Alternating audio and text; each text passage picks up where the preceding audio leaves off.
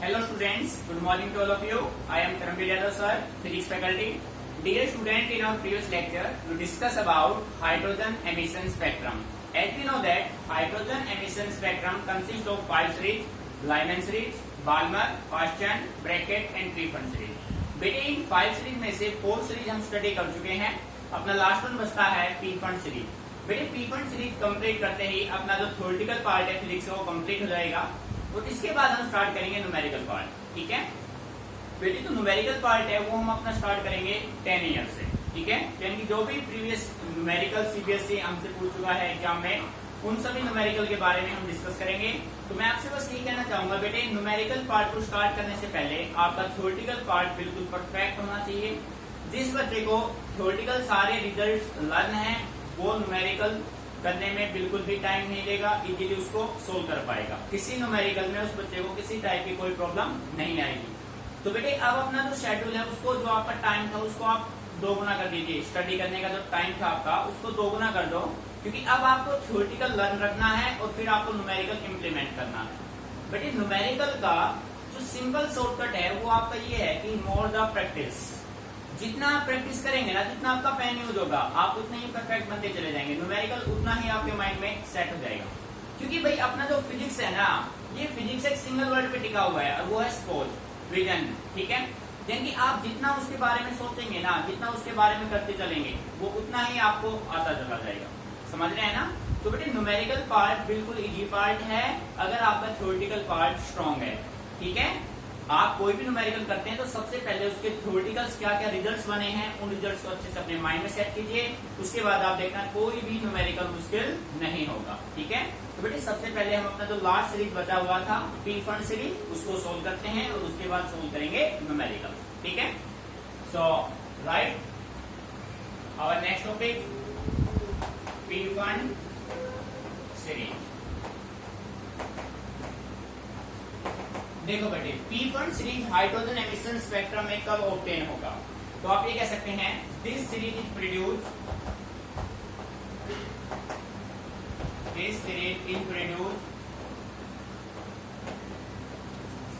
when an electron jump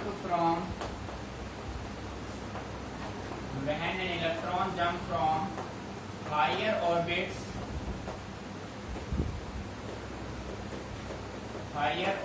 to fifth stationary orbit. मेरी meaning समझ में आ रहा है? जब कोई भी इलेक्ट्रॉन हाई ऑर्बिट से फिफ्थ स्टेशनरी ऑर्बिट में एंटर करेगा तो बेटे वो तो सीरीज आपको ऑब्टेन होगा. That series is said to be Pfund series. बात समझ आ रही है?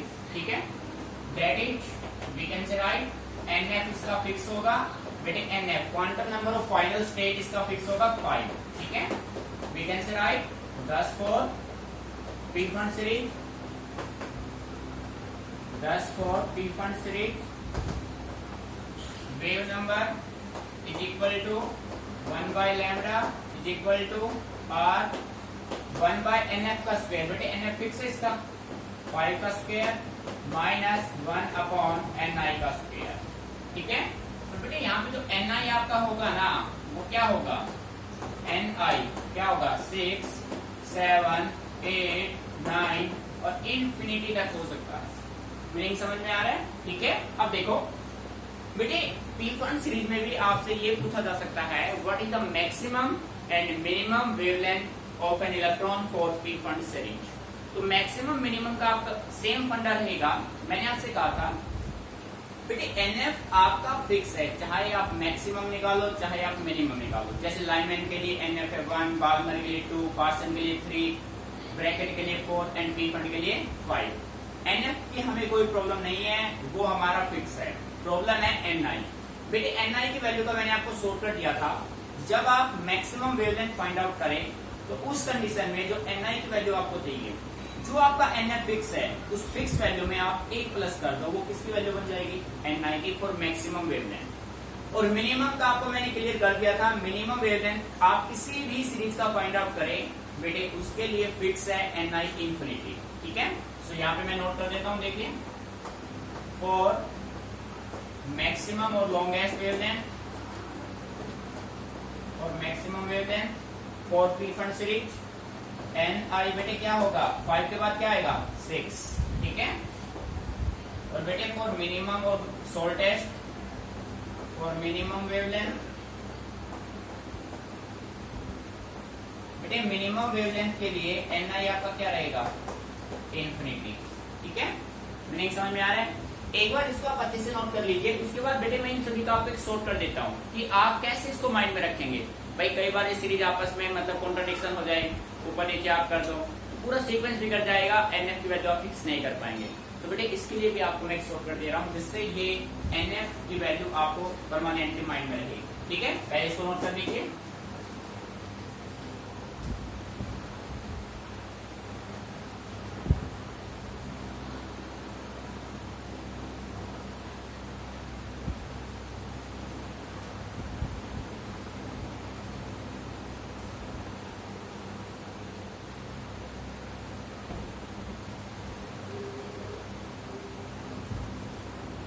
देखो पूरा फोकस कीजिए ढंग से।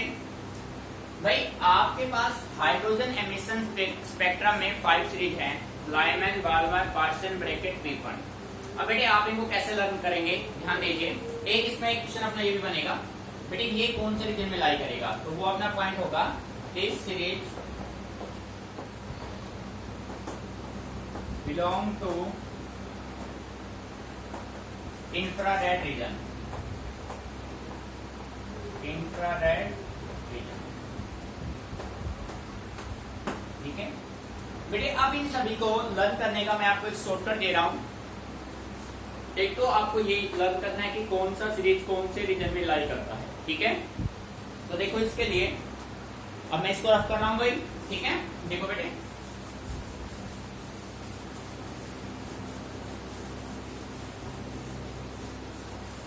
बेटे अब मैं आपको शॉर्टकट दे रहा हूं। आपके पास 5 सीरीज हैं, ठीक है। हाइड्रोजन एमिशन स्पेक्ट्रम 5 टाइप के सीरीज को कंसिस्ट करता है, ठीक है। अब आपको ये कैसे याद रहेगा, देखो बेटे 1 2 3 4 और 5 कौन सा सीरीज कौन से रीजन में लाई करेगा ये आपको माइंड में रखना है। मैं शॉर्टकट आपको दे रहा हूं। देखो सीरीज आप कैसे याद रखेंगे बेटे L BP BP, L BP BP, ये तो आपका हो गया शॉर्टकट 500 सीरीज का सीक्वेंस होगा एल बीपी बीपी, ठीक है बेटे। अब एल किसको स्टैंड करेगा, L stands for Lyman, Lyman series. B stands for Balmer series. P stands for Parsons series. ठीक है।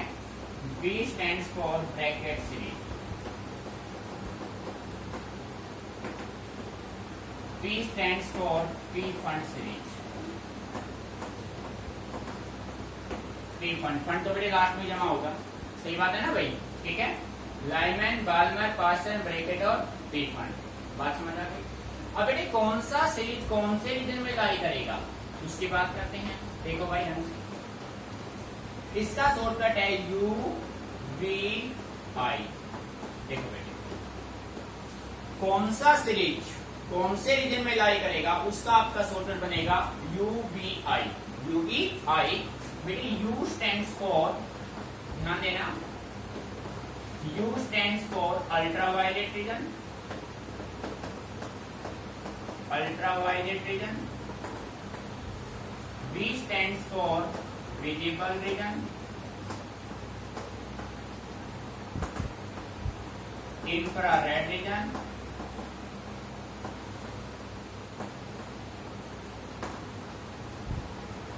Infrared region,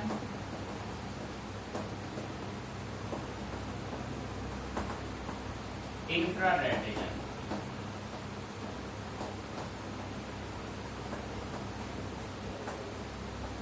ठीक है, मीनिंग समझ में आ रहा है। लाइमैन सीरीज अल्ट्रावायलेट रीजन में लाई करेगा, बाल्मर विजिबल में, गॉसियन इंफ्रारेड में, ब्रैकेट इंफ्रारेड में, ट्रीफंड इंफ्रारेड में। शॉर्टकट इनका एल बीपी बीपी, रीजन का शॉर्टकट यूवी आई, अल्ट्रावायलेट विजिबल और बाकी इंफ्रारेड। अब बेटे इसके एनएफ, इनका जो एनएफ है देखो, एनएफ क्या होगा, एनएफ इनके फिक्स है, ये एक सीक्वेंस है आपका एनएफ। बेटे NF stands for quantum number in final state, सभी के फिक्स हैं, इसका 1, इसका 2, इसका 3, 4, 5, ठीक है।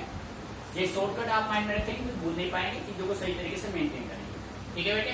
अब ni की वैल्यू जो है ना वो 1 प्लस करके शुरू होगा, इसमें ni की वैल्यू शुरू कहां से होगा, 2, 3, 4, 1 प्लस करके। ni की वैल्यू कहां से शुरू होगा, 3, 4, 5, कहां से शुरू होगा, 4, 5, 6, कहां से शुरू होगा, ni 5, 6, 7, कहां से शुरू होगा, 6, 7, 8, ऐसे। बेटे आ गया नहीं समझ में। आप ये समझ लीजिए, ये आप जो टेबल हमने बनाया है ना, ये कंप्लीट शॉर्टकट है आपका हाइड्रोजन एमिशन स्पेक्ट्रम का।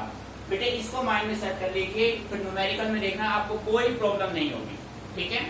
दूसरा आप ये ध्यान रखिए, अगर आपको मैं बोलूं मेंबर वर्ड में बोलूं, मैं कहूं आपसे फोर्थ ऑर्बिट, तो एन की वैल्यू क्या होगी, 4। मैं अगर आपसे कहूं फोर्थ मेंबर, तो बेटे एन की वैल्यू क्या होगी, 5 होगी। बात समझना। फर्स्ट मेंबर मींस, देखो मैं यहाँ पे नोट कर देता हूँ, ये पॉइंट ध्यान रखने, न्यूमेरिकल में काम लेंगे हम अभी। फर्स्ट ऑर्बिट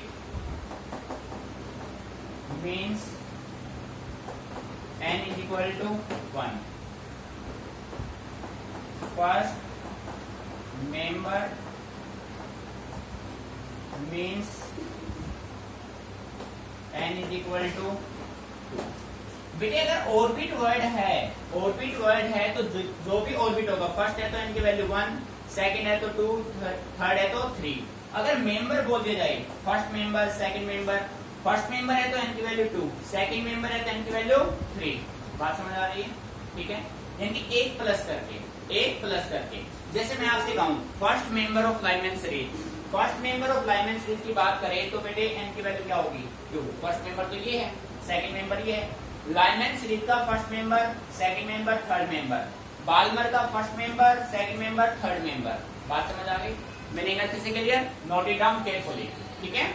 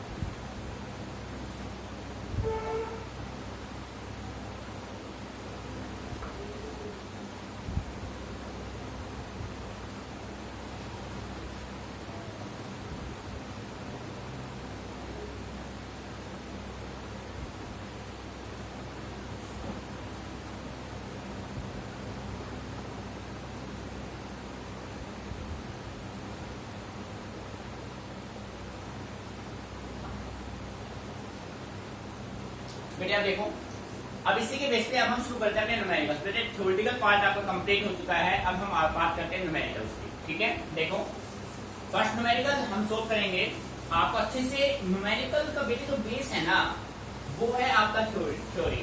आपके फॉर्मूले, आपको सारे फॉर्मूले अच्छे से लर्न हैं, तो किसी भी न्यूमेरिकल में आपको कोई प्रॉब्लम नहीं होगी। और सेकेंडली मैंने आपको न्यूमेरिकल सोल्व करने का शॉर्टकट दिया था कि बेटे सबसे पहले किसी भी न्यूमेरिकल को सोल्व करने से पहले उसको अच्छे से रीड कीजिए। ठीक है, देखो यहाँ पे फर्स्ट न्यूमेरिकल हम ले रहे हैं आपको,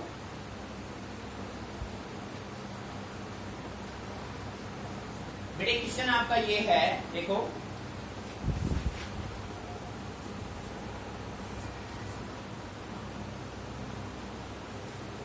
क्वेश्चन आपका ये है, the ground state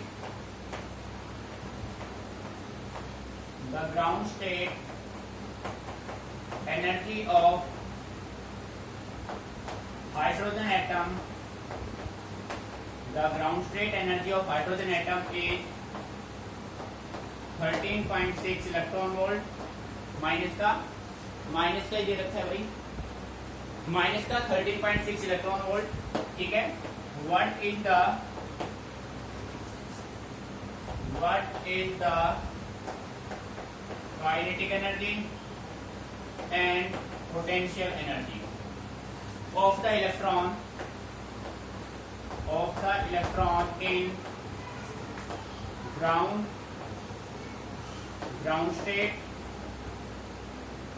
state and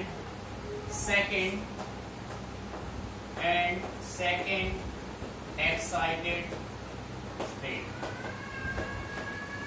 ठीक है, तो बेटे ये क्वेश्चन आपका है ऑल इंडिया 2010, 2011 एंड भुवनेश्वर इधर में 2015। 3 टाइम से न्यूमेरिकल रिपीट हो चुका है, एज इट इज बिल्कुल सेम।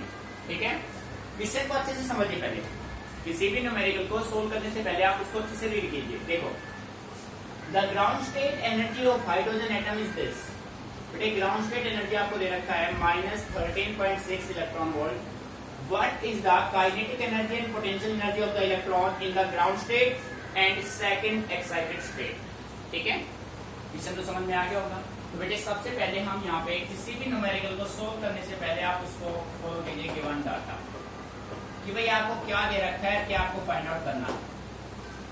जिस बच्चे ने गिवन डाटा अच्छे से कंसीडर कर लिया ना बेटे, 50% न्यूमेरिकल वहीं पे कंप्लीट हो जाता है उसका। ठीक है, देखो यहाँ पे आपको एनर्जी दे रखा है, टोटल एनर्जी दे रखा है ग्राउंड स्टेट में -13.6 इलेक्ट्रॉन वोल्ट आपको दे रखा है। ठीक है, आपको फाइंड आउट क्या करना है, काइनेटिक एनर्जी और पोटेंशियल एनर्जी। तो बेटे पोटेंशियल एनर्जी का सिंबल क्या होता है, ठीक है। अब मेरी बात ध्यान से समझिए, मैंने आपसे पहले ही कहा है कि किसी भी न्यूमेरिकल को हम कब स्टार्ट कर सकते हैं, जब हमें थ्योरी अच्छे से आती है। हमने थ्योरेटिकल पार्ट में जो भी डेरिवेशंस किए हैं, उन डेरिवेशंस के रिजल्ट अगर हमें अच्छे से याद है तो बेटे किसी भी न्यूमेरिकल को हम इजीली टैकल कर पाएंगे। देखो कैसे, H we know that H total energy. बेटे टोटल एनर्जी का जो आपने रिजल्ट सोल्व किया था वो आपका आया था -1/4 epsilon not Z square upon 2r। ये रिजल्ट आया था, बात समझ आ रही है ना, -1/4 epsilon not Z square upon 2r। ये था total energy. This is equation first. Kinetic energy, बेटे काइनेटिक एनर्जी का रिजल्ट आया था आपका 1/4 epsilon not into Z square by 2r। Equation number second मैंने मान लिया। एंड पोटेंशियल एनर्जी अपना आया था -1/4 epsilon not Z square upon r। This is your third equation. बेटे अच्छे समझिए, अब ये सभी रिजल्ट आपने डेरिवेशन थ्योरेटिकल में किए हैं। ठीक है, अब आप ये देखो, अगर मैं इक्वेशन फर्स्ट और सेकंड को इक्वेट करता हूं, अगर हम इक्वेशन फर्स्ट और सेकंड को इक्वेट करते हैं तो बेटे सारे डाटा बिल्कुल सेम है, बट साइन चेंज है। बात समझ आ रही है ना। सो मैं कह सकता हूं, बेटे ध्यान देना इस बात पे अच्छे से, ऑन इक्वेटिंग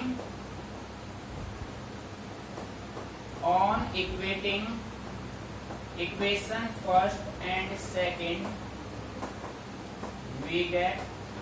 बेटे फर्स्ट और सेकंड को जो मैंने इक्वेट किया, सारे डाटा सेम है बट एक साइन का डिफरेंस है। तो मैं कह सकता हूं कि जो काइनेटिक एनर्जी होगा ना, जो काइनेटिक एनर्जी होगा वो किसके बराबर होगा, माइनस एनर्जी के। ये बात समझ में आ रही है। काइनेटिक एनर्जी किसके बराबर है, माइनस टोटल एनर्जी के। ई किसको रिप्रेजेंट कर रहा है, टोटल एनर्जी को। ठीक है, अब सिमिलर वे में आप इक्वेट कीजिए इक्वेशन सेकंड और इक्वेशन थर्ड और फर्स्ट को। बेटे फर्स्ट में ये डाटा बिल्कुल सेम है, ये बिल्कुल सेम है, यहाँ पे है 2r और यहाँ पे है 1r, 1/2 है और ये 1 है, यानी कि ये जो है इसका कितने गुना है, 2 गुना है, और साइन दोनों के सेम है, ये नेगेटिव है तो भाई ये भी नेगेटिव है। बेटे ये हाफ है और ये क्या है 1, तो मैं कह सकता हूं, ध्यान दीजिए, ऑन इक्वेटिंग या फ्रॉम इक्वेशन में कह सकता हूं, from equation first and third. बेटे फर्स्ट और थर्ड में साइन सेम है, बस ये हाफ है और ये क्या है 1, हाफ का 2 गुना क्या होगा 1, सो आप कह सकते हैं पोटेंशियल एनर्जी क्या किसके बराबर होगा, ट्वाइस ऑफ टोटल एनर्जी। ठीक है बेटे, अब ये फॉर्मूले अपने माइंड में परमानेंट सेट कर लीजिए, ये दोनों फॉर्मूले, ये और ये। काइनेटिक एनर्जी होता है minus of total energy, potential energy होता है ट्वाइस ऑफ टोटल एनर्जी। ठीक है, अब अपने क्वेश्चन पे जाओ, हमें क्वेश्चन में फाइंड आउट करना है kinetic energy and potential energy किसमें, ग्राउंड स्टेट में। बेटे ग्राउंड स्टेट में एन की value 1, excited state, second excited state में अपने पास प्रोसेस क्या होगा, सेकंड एक्साइटेड स्टेट में एन की वैल्यू क्या हो जाएगी 3 हो जाएगी। बात समझ आ रही है? ठीक है, एक बार इसको यहां तक अच्छे सोल्व कर कीजिए, फिर इसको आगे मैं सोल्व करता हूं, अच्छे समझ लो भाई इसको ढंग से।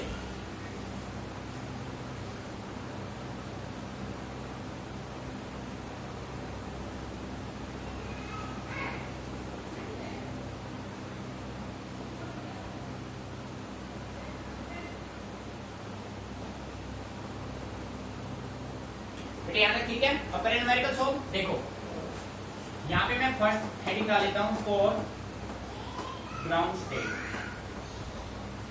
बेटे ग्राउंड स्टेट के लिए एन की वैल्यू क्या हो जाएगी 1, एन की वैल्यू 1 है तो बेटे काइनेटिक एनर्जी अपना किसके बराबर हो जाएगा, minus energy is equal to minus minus plus का 13.6 इलेक्ट्रॉन वोल्ट। आंसर मिल गया।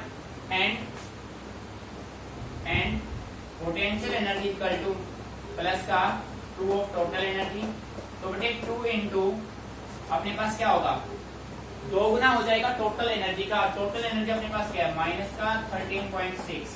जब आप इसको बेटे सोल्व करेंगे तो रिजल्ट अपना क्या मिलेगा, U किसके बराबर आएगा माइनस 27.2 इलेक्ट्रॉन वोल्ट। मीनिंग आ रहा है समझ में? बेटे ये तो आ गया ग्राउंड स्टेट जिसमें एन की वैल्यू क्या है 1। अब बात करेंगे सेकंड एक्साइटेड स्टेट, तो सेकंड हेडिंग में यहां पे डाल देता हूं फॉर सेकंड एक्साइटेड स्टेट।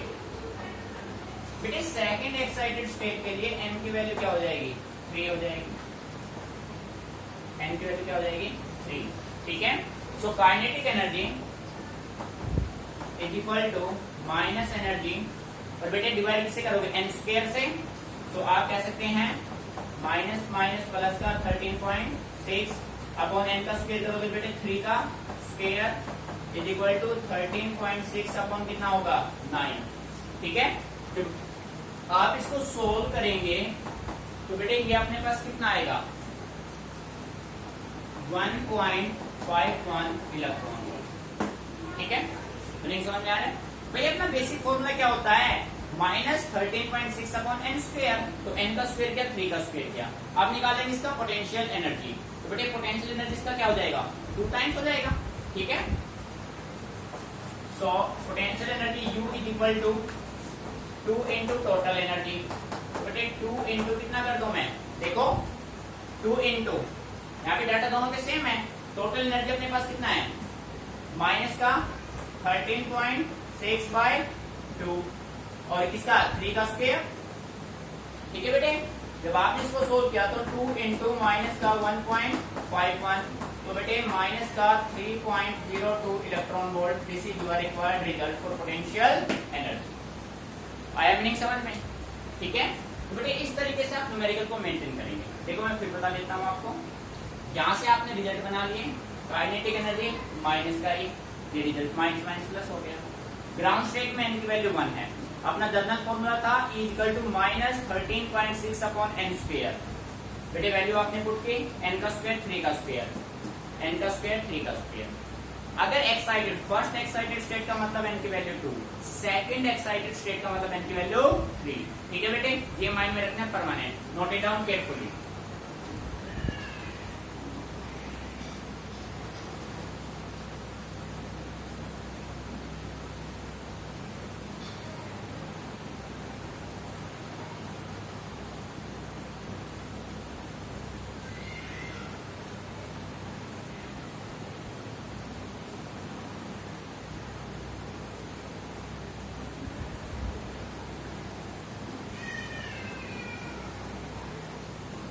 बेटे देखो अपना सेकंड न्यूमेरिकल है, अच्छे से रीड करना।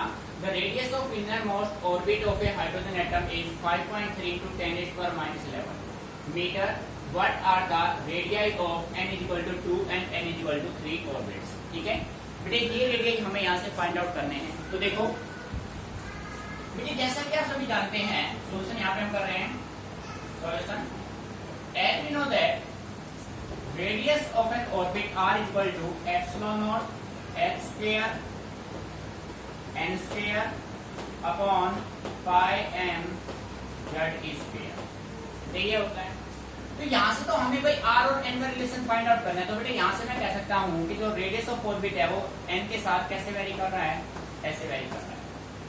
बेटे रिलेशन काफी इंपॉर्टेंट है। हमने जब डेरिवेशन आपको रेडियस का कराया था तभी हमने क्लियर किया था कि बेटे r प्रोपोर्शनल होगा n स्क्वायर के।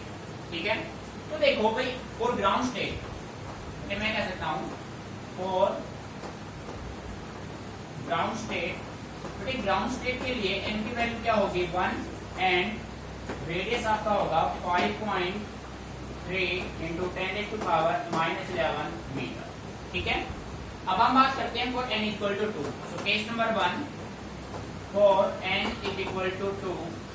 बेटे यहाँ से मैं एक जनरल फॉर्मूला बना लेता हूँ और फॉर्मूला ये बनेगा, यहाँ से देखो r डायरेक्टली प्रोपोर्शनल है n के, तो आप कह सकते हो r2/r1 बेटे किसके बराबर होगा n2/n1 और उसका क्या होगा स्क्वायर होगा। यहीं से मैं कह सकता हूँ कि r2 = n2/n1 और उसका क्या होगा बेटे स्क्वायर और n2 में क्या होगा r1। ठीक है, सो बेटे यहाँ से R2 हो जाएगा, N2 की वैल्यू क्या है भाई, N2 की वैल्यू आपके पास है 2। ठीक है, ये N1 और ये अपने पास क्या होगा N। ठीक है, 2/1 का स्क्वायर और इनटू में बेटे R1 की वैल्यू अपने पास कितनी है 5.3 × 10⁻⁻11। जब आप इस रिजल्ट को सोल्व करेंगे तो बेटे आपका R2 आएगा 4 × 5.3 × 10⁻⁻11 मीटर। मीनिंग आ रहा है समझ में? इन दोनों के आप मल्टीप्लाई कर लीजिए। तो बेटे इनकी जब मल्टीप्लाई आप करेंगे तो R2 अपने पास आएगा 4 3 12 20 21। ठीक है, सो बेटे ये अपने पास रहेगा 2.12 × 10⁻⁻10 मीटर। ये रिजल्ट बन जाएगा। एक और इसको मैंने ये दे दिया। मीनिंग आ गया समझ में? ये आपके पास फाइंड आउट हो गया R2। सिमिलर वे में आप इसके लिए निकाल सकते हैं n = 3। यहाँ पे देखो for n = 3। बेटे n की वैल्यू जब 3 होगी तो इस रिलेशन को आप यूज कीजिए। आप कह सकते हैं R3/R1 = n3/n1 और उसका स्क्वायर। तो बेटे यहाँ से R3 = n3/n1 का स्क्वायर इंटू होगा R1। सो R3 = बेटे वैल्यू पुट करेंगे 3/1 का स्क्वायर इंटू 5.3 × 10⁻⁻11।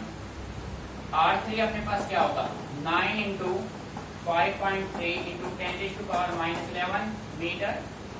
बेटे जब आप इसको सोल्व करेंगे 27 45 47 4.77 10⁻⁻10 क्या आएगा।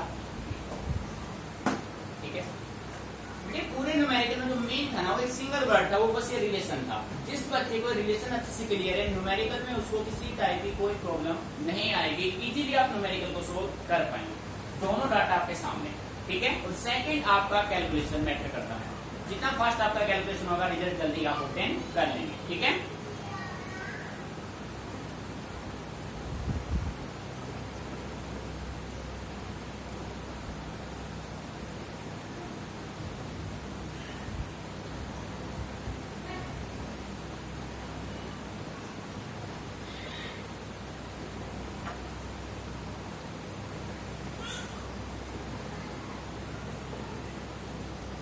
मीनिंग समझ में आ रहा है ना भाई। देखो ये रिजल्ट आपको ऑलरेडी गिवन थे, अब रिलेशन आपका ओनली एन के साथ वेरी करा रहा है, तो हमें ओनली क्या चेक करना, हमें तो एन और आर का रिलेशन देखना है। तो बेटे ये सभी कांस्टेंट मान ली जाएंगे, आर एन के साथ कैसे वेरी करेगा, square of N square directly proportional होगा आर के, ठीक है बेटे। ग्राउंड स्टेट में एन की वैल्यू आपकी 1 होगी और उसके लिए रेडियस आपको गिवन है 5.3 × 10⁻⁻11 मीटर, ठीक है।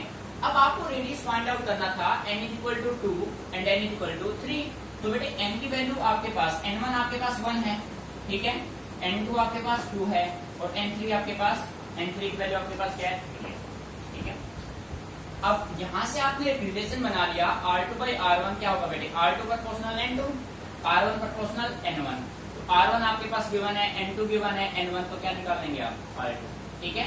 तो सिमिलर कंडीशन में बेटे आपने क्या फाइंड आउट कर लिया, सिमिलर जब n के लिए 3 आपने पुट किया तो ये अपना n3 बन गया और R3 R1 का रिलेशन आपने फाइंड आउट किया और ये रिजल्ट आपका बन गया। 10⁻⁻10 को आप एंगस्ट्रॉम कह सकते हैं। इसी को मैं थोड़ा मॉडिफाई करके भी कह सकता हूँ 2.12 एंगस्ट्रॉम। और बेटे इसको मैं मॉडिफाई करके कह सकता हूँ 4.77 एंगस्ट्रॉम, एक ही बात है, ठीक है। क्योंकि 10⁻⁻10 बेटे आपका क्या होता है, एंगस्ट्रॉम होता है। सो डियर स्टूडेंट, इन न्यूमेरिकल को अच्छे से समझना है बेटे। मेन है कंसेप्ट, जब सारे फॉर्मूले, अब आप न्यूमेरिकल स्टार्ट कर रहे हैं तो बेटे मैं आपसे ये कहूंगा कि आप एक पेज लेके जो भी फॉर्मूले यूनिट में यूज हुए सारे फॉर्मूले एक ही प्लेस पे आप लिख लो, ठीक है, राइटिंग कर लो उनको, ताकि जब न्यूमेरिकल आप करें तो सारे फॉर्मूले आपके माइंड में हो, आपके सामने हो, ठीक है। तो न्यूमेरिकल में कुछ भी नहीं बचेगा क्योंकि सारे फॉर्मूले न्यूमेरिकल पेज होते हैं, थोड़ा सा कंसेप्ट लेते हैं बस, बाकी मेन है फॉर्मूला, ठीक है। अच्छे से कीजिए, कोई भी प्रॉब्लम आती है तो मेरे से डिस्कस कीजिए, बस अपने डेरिवेशन को अच्छे से स्ट्रॉन्ग रखिए, न्यूमेरिकल अपने आप होते चले जाएंगे, ठीक है।